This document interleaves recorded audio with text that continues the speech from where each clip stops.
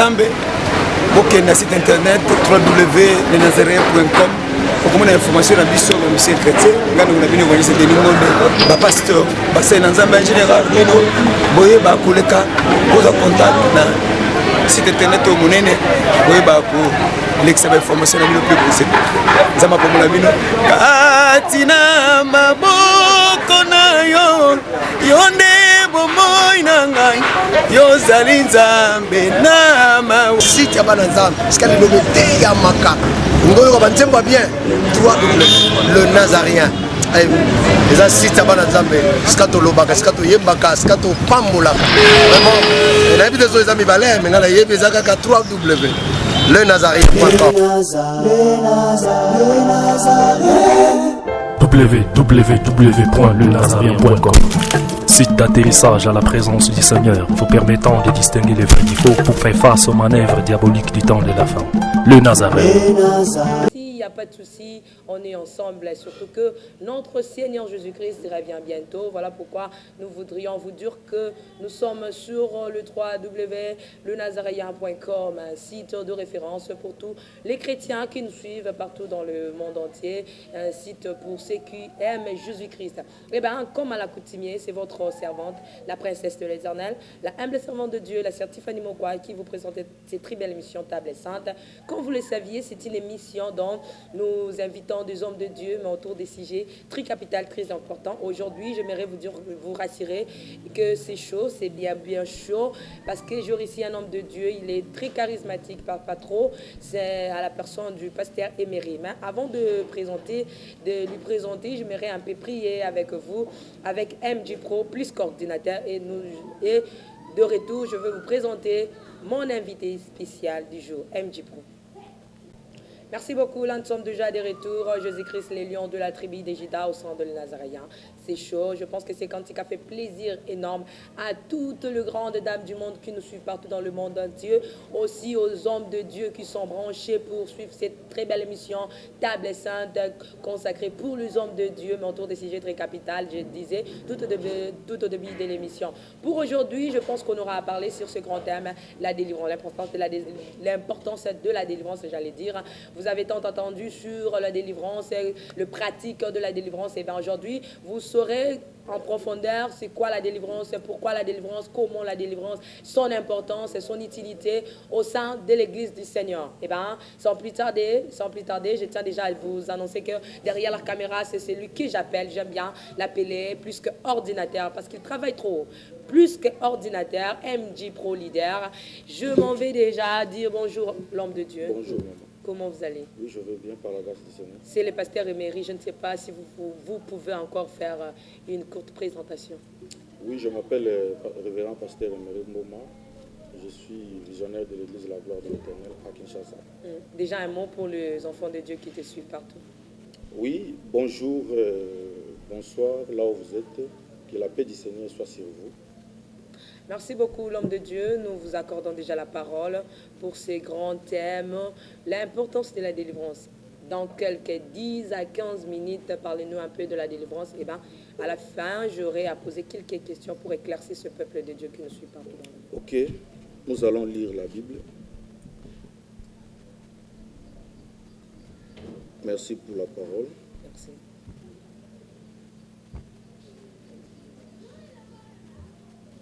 Nous allons lire dans le livre de Luc chapitre 13, versets 10 à 17.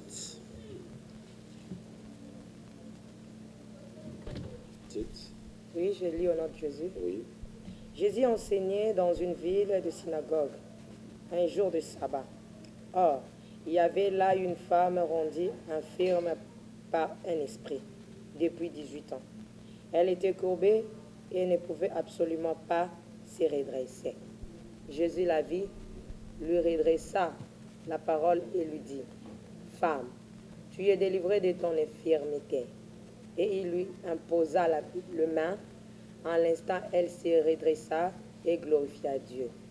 Mais le chef de la synagogue, indigné de ce que Jésus avait opéré, cette guérison pendant le sabbat, dit à la foule, « Il y a 6 jours pendant lesquels il faut travailler. Venez donc vous faire guérir ces jours-là, et non pas le jour du sabbat. Le Seigneur lui répondit, hypocrite, chacun de vous, pendant le sabbat, ne détache-t-il pas de la crèche son bœuf ou son âne pour le mener boire? Et cette femme, qui est une fille d'Abraham et que Satan tenait liée depuis 18 ans, il n'aurait pas fallu la détacher de ses liens le jour du sabbat.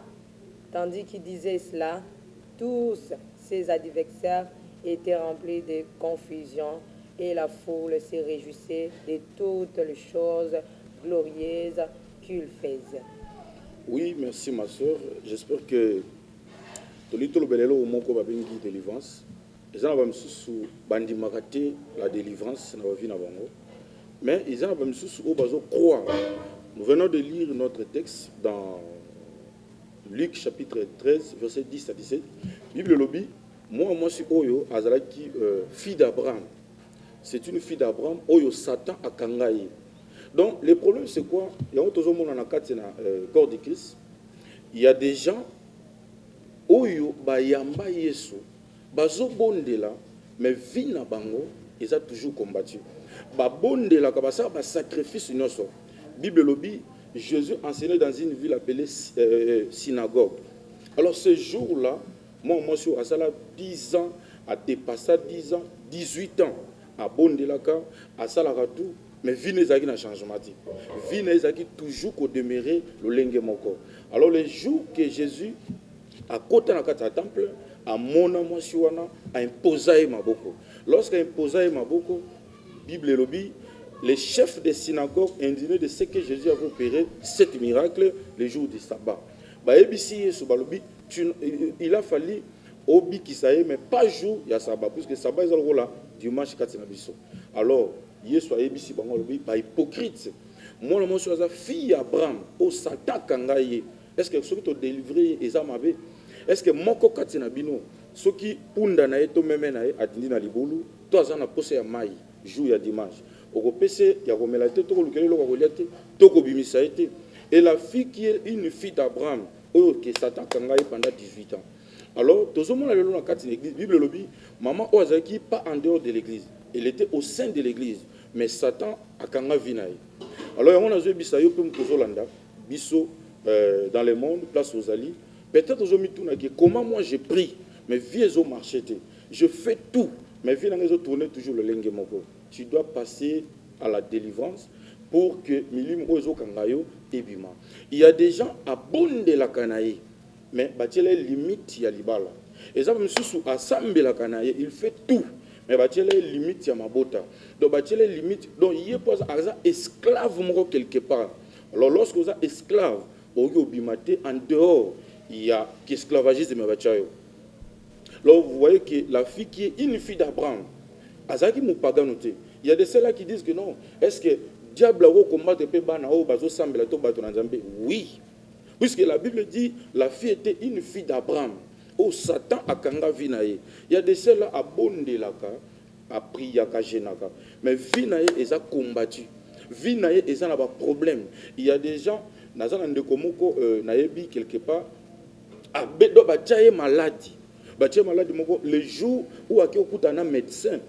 Lorsque comme il péné un médecin, allez, bando qui va limusi maladie. Lorsque va limusi maladie, on écoute un docteur a étudié, docteur a tali qui maladie zati. Donc aux hommes qui sont là, ils sont bondés dans la quatre accords de crise, ils sont ignorants. Donc la vie na bango, ils ont combattu, ils ont bloqué. Il faut les cas na délivrance. Qu'est-ce qu'on appelle la délivrance? Délivrance c'est ali pour la restauration ya vie na yo. OK aux alamusu soza batikela yo libala mais batikela o mabota te bakanga. Ezala mutu mususu ba pesa ye mabota mais ba pekisa ye kaka yo go balati. Donc il faut ba bota mais côté là le côté comme libala, tu ne peux pas être une femme ou un homme marié. Donc, ils ont un lien moko oyo et qui peut être que muto azobondela to azobondela te. Ils ont mususu ba kanga vinaye asala kaneme aza esclave.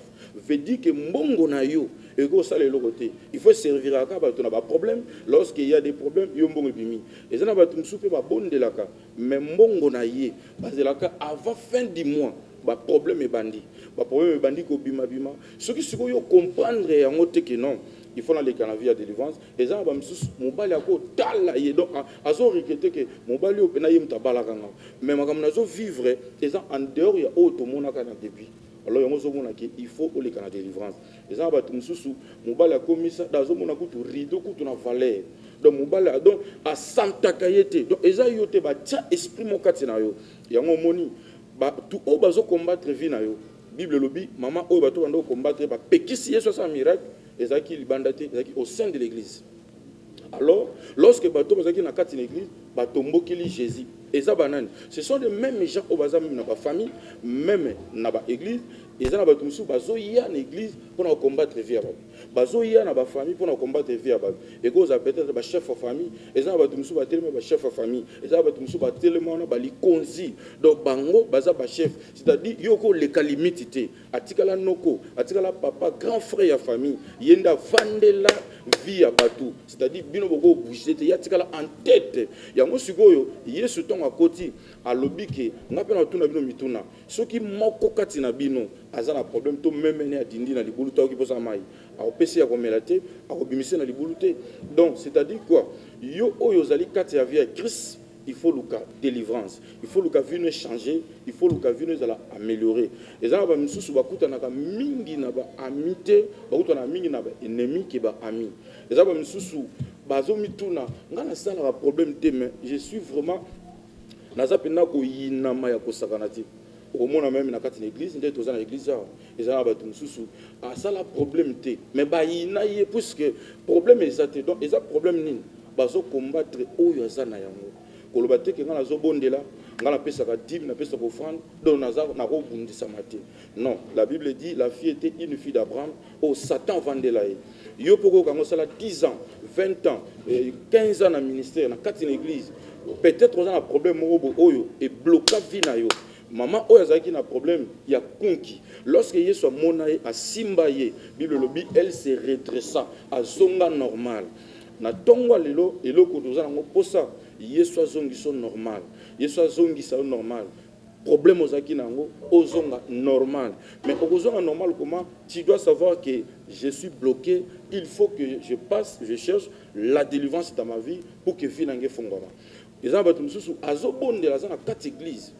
Aza bloqué, aza quatre églises, mais problème à libala bakangaye, azo bondela mais problème à bota bakangaye, azo bondela mais santé za médiocre, azo bondela mais vine batela ba limite, azo bondela mais vina ye ezali donc azo mituna ki o ezaka ngai tongaite. Donc azo sala tout, aza un problème te, mais Satan a simba vina ye. Lorsque Satan zo combattre vina yo, oko lo bate que non Bible lobi moi soit zaki moi na Abraham.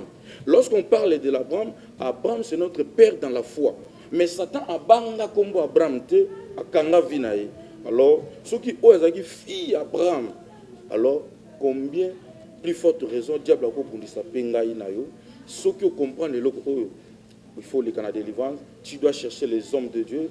Il faut toujours oluka vinayo ezala na makambo moko ya malamu. Oko sipote ba bêtise ya diabloté. Au souffrir peut-être 10 ans, 12 ans passés. Tu es au sein de l'église. Il faut luka délivrance na yo pour que Yesu abimisa yo. Puisque les problèmes est anini. Yesu amona yo. Lorsque Yesu amoni yo, yeba que quelque chose doit se passer dans ta vie. Merci. Merci beaucoup. Est-ce qu'on peut acclamer le Seigneur là vous êtes? C'est pour la gloire de Dieu. Papa, au lever du saut sur sabbat, prenons d'abord le sabbat.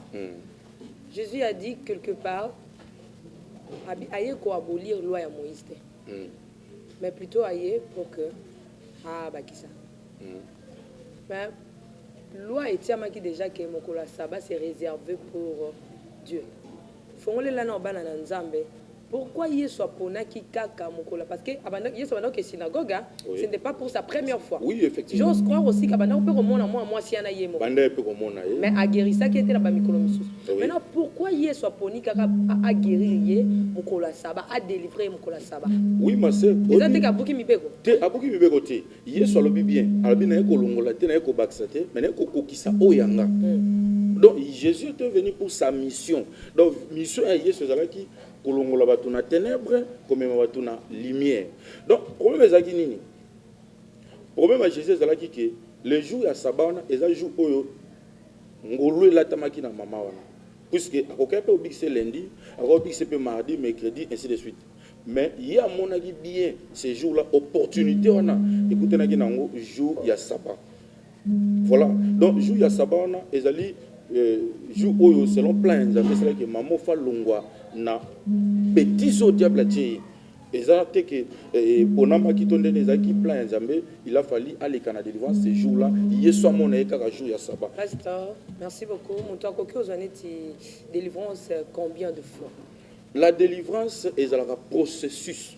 Donc délivrance est un que aujourd'hui délivrance est le otiki na yo plus que Bible lobby to sambela tango nyonso diable azo combattre biso à tout moment. Ce n'est pas dit que les gens vont à l'écran de délivrance une année, 2 mois, 3 ans passés. À Tikane, à mon avis, non, le film a changé. Moi, je suis de délivrance. Diable va te combattre aujourd'hui, demain, tous les jours. Alors, ce qu'on comprend, c'est que non, il faut luka et l'onganzame en profondeur. Pour quand que la Bible lobby, lorsque les démons bimaki na nzoto ya ndeko moko, Yesu asaki délivrance, Bible lobby baki bazonga na cet esprit. Alors ce qui mutu o ba diable bimi katine aza trop distrait na ba bêtise, aza trop distrait na vie à prière. Alors l'esprit e bimaki et que ozonga ko combattre.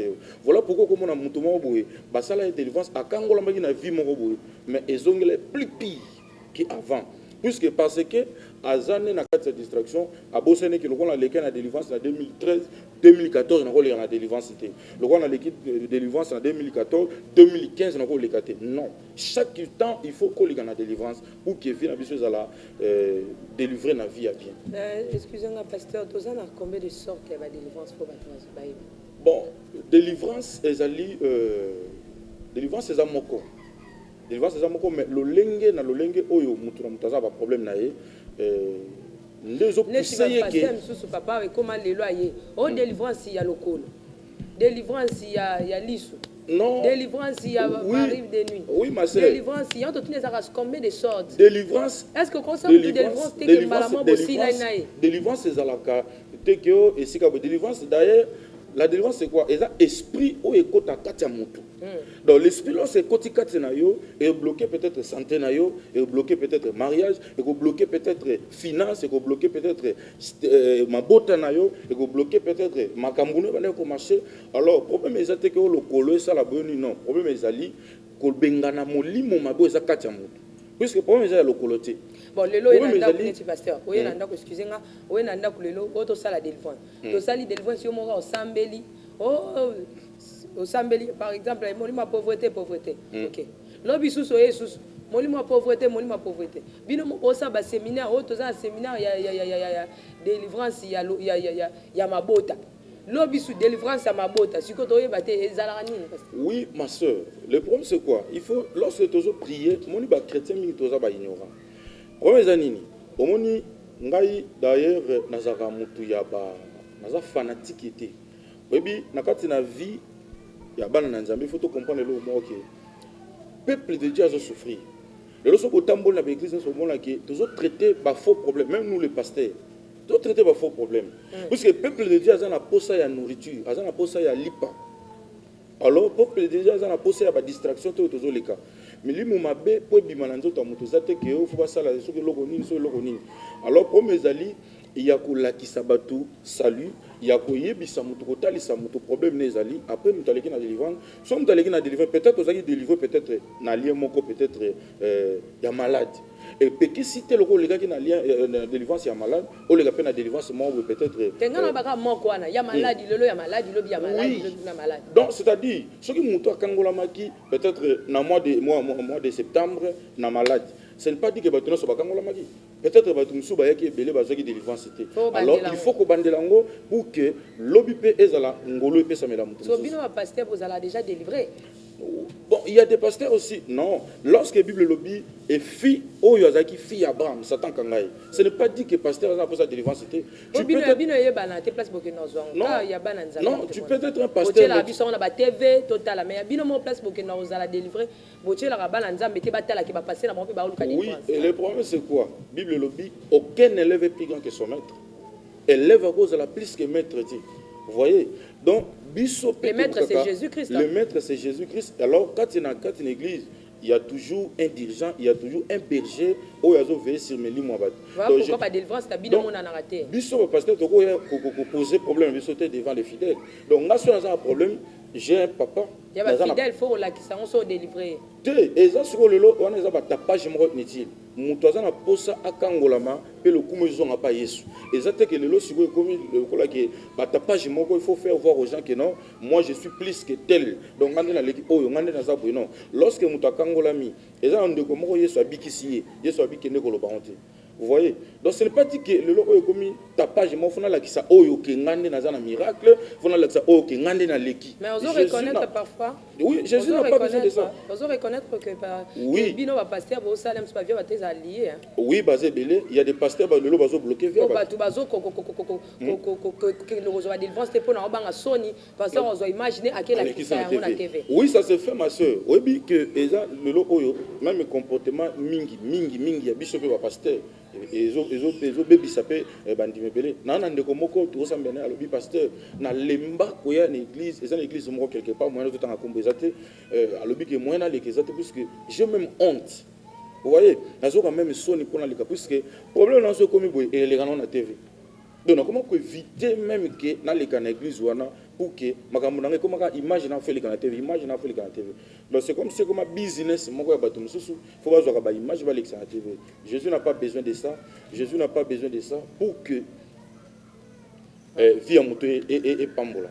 Merci beaucoup Babasal Nzambe pe bana Nzambe donc bo yeba mais ça Babasal Nzambe mususu mutayo luka délivrance baba qui c'est sous botutu. Oui ma sœur. Mutaboya ki na ya vandi na mais atene na ki luka délivrance. Ba pas pasteur ala qui c'est sous milimo mabe. Bazali. Azu babagi na ba surtout mikolo yo pasteur emero za ngote hein babagi yango. Non, omoni babagi omona babagi ola tsani nya komo lobisa esprit kati na yo akomi ko bakisa yo bokomo sa ba délivrance ozomona ozola ki ba signe satanique au baki c'est mutu botutu. Alors Yesu alobi na mukanda j'espère que na mukanda na Galate si je ne me trompe pas Yesu alobi bokoye babango na misala na bango. Webi problème ezanini ngalelo onde naza a masé ce n'est pas dit que pour délivrance à monter ça on fait la ta chaînette. Il faut na bag moko boy na misa pinanga il faut na za nuni. Il faut ça ba gris. Il faut na ninga na faut na sala pour que milima baby non milima be e banga ka mututi. Donc diable azana kombo moko abangaka c'est le nom de Jésus. Azana te faut ça le spectacle ana kombo moko ta ko longolela mbano ko bimisa démonter téléphone ko bimisa démonter. Non. Muto bimisa démonter c'est le nom de Jésus. Mais Yesu pe ba simba ki pe lamba na ye. Oui, Jésus était Dieu. Yes, mais Paul a zolekana et lilingi na écoute lilingi a pamba. Mais ce n'est pas dit que vigno soit Paul batwando simba bilamba ba obika. Ezalaki moment moko Dieu peut faire quelques miracles. On a vu même l'église ezana batumsu bazo ba délivrance ayokika mateya ayeka en église boye azui oya yemba moi c'est pas dit que oyo esami lelo tous les jours, tous les dimanches, Dieu peut faire un miracle aujourd'hui. Ce n'est pas dit que miracle on est ça ma lobby le lenge moko. Mais ma rambo changer to eba que délivrance c'est ça qui comme mouchoir na Kinshasa. Mouchoir le mouchoir est sous ce système mon côté comme veste. Veste sur babambi beaucoup mais le les sous veste te comme nikambo. Ba système est changé ka o mai. Et le mai o mumba. Et le mumba o na habite tout ba pasteur pour préparer en auto ezalande. Non, bon, tu comprends ma sœur. Les problèmes c'est quoi? Bible lobby Dieu est le même. Il n'a pas changé. Pour moi, je suis venu à Biso Batou. Au moni, ezana ndeko moko azaki avec les Yesu amoni Bible lobby aboka so atie na miso. Muto ana seni amoni. Mais ce n'est pas dit que mais adindia kene na mai, adinda na mai abiksam. Mais ce n'est pas dit que mutu nyonso yeso ndokutane ando tie poto na miso. Non. Ezana mutu mususu akutane na Yesu lobby ta foi t'a sauvé. aki abiki mutu musu yesu amoni abondeli pona ye abiki. Ce n'est pas dit que mutu nyonso fa apambolama il faut batia prochette. Peut-être bato basalaki prochette wana, je ne sais pas, parenthèse, peut-être eza révélation nzamba pesa ki. Mais ce n'est pas dit que comme la doctrine avant de on nzamba biksa mutu il faut ça le logo face à logo. Là non plus ou ko ça la maille. Peut-être inspiration nzamba pesa, je ne sais pas. Comment qui m'a inspiration nzamba pesa. Non, kokima na simaya.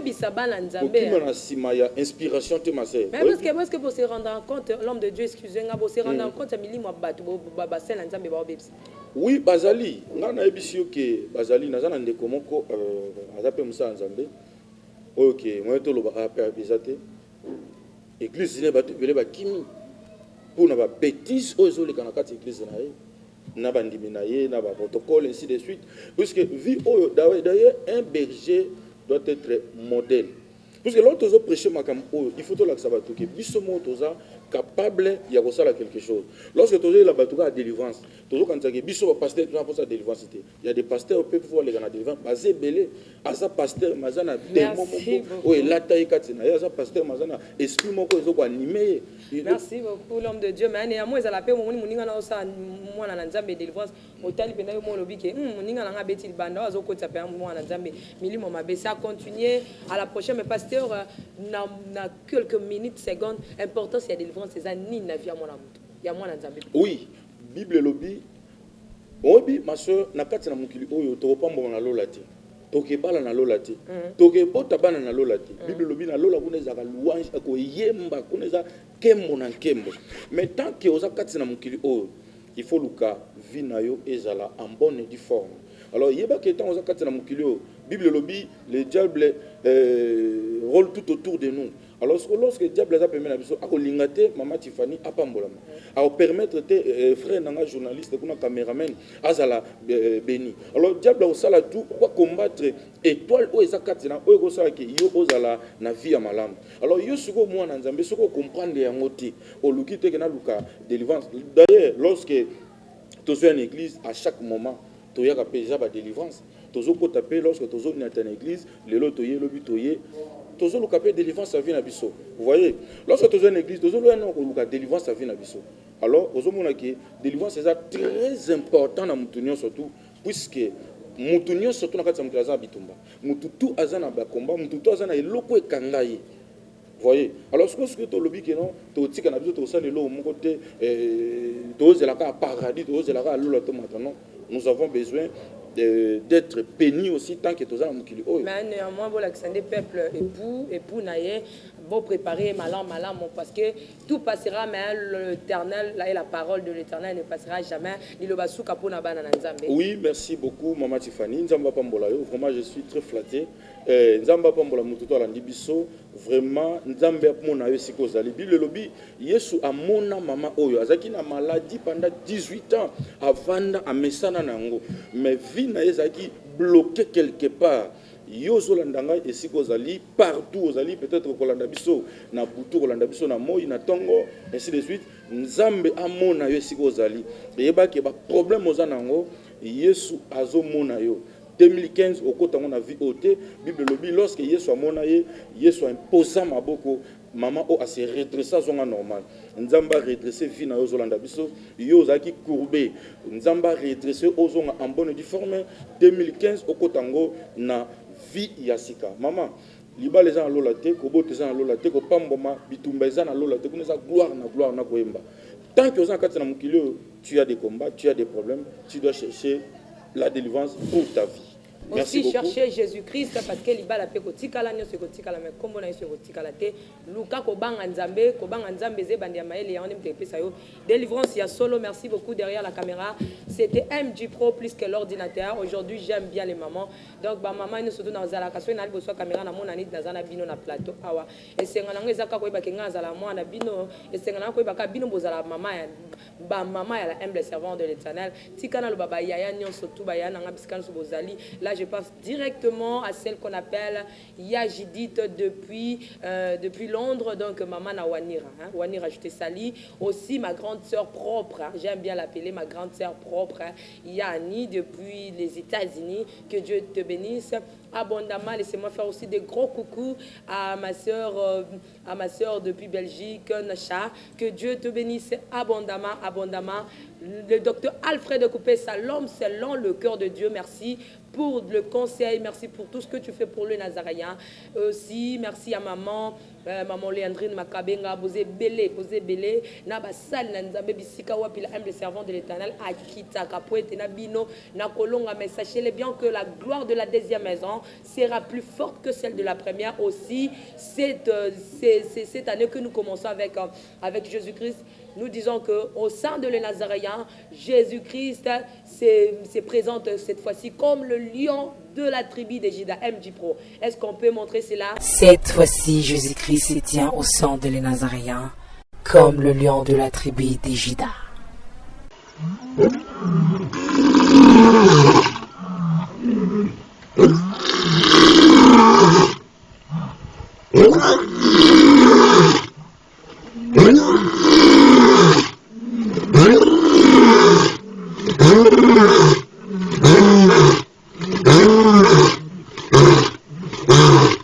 Le lion de la tribu de Juda. Ciao, je vous aime bien, je vous aime beaucoup. Là, on se tient déjà debout. Merci beaucoup. Que Dieu vous bénisse. Amen.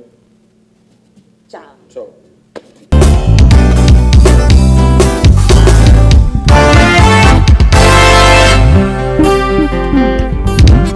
Yesapangusi pinzoli na vinangai pia longoli bapota na motema elongia mawa ebongwani nesengo bato basutuki na sina komi sedwi mpona Yesu mpona Yesu Salomon l'homme sage avait déclaré ce qui est combien ne peut se redresser tango Yesu aye mokolo na sabata ye abongisi mokongo na ngai bato basutuki ngai nakomi geri mpona Yesu mpona Yesu mpona Yesu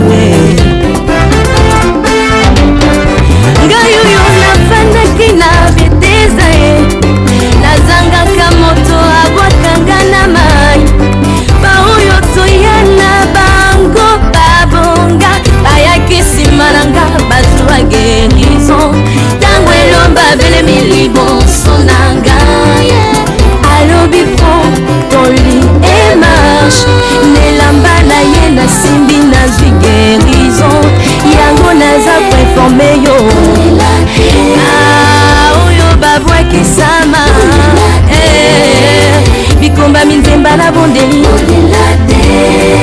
boyoka na betela bino lisolo boyoka na yebisa bino